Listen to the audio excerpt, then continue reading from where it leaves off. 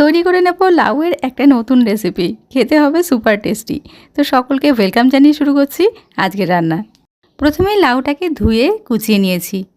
কড়াতে পরিমাণ মতো সর্ষের তেল দিয়েছি, একটু বেশি তেল দিতে হবে। শুকনো লঙ্কা, কাঁচা লঙ্কা, সাদা জিরে ফোড়ন দিয়ে সুন্দর গন্ধ বেরোলে কুচনো লাউটা দিয়ে দেবো।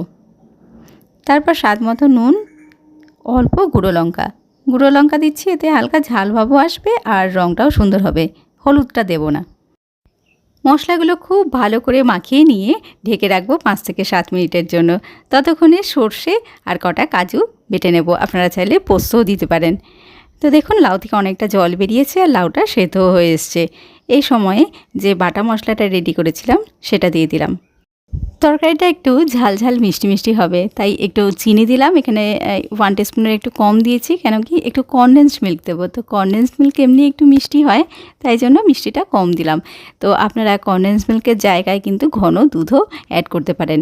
তরকারিটা হয়েই এসেছে। নামানোর আগে একটু ঘি আর ধনেপাতা ছড়িয়ে নাড়িয়ে চাড়িয়ে নামিয়ে দেবো। এভাবে একবার লাউটা রান্না করে দেখবেন, দারুণ সুস্বাদু হয়।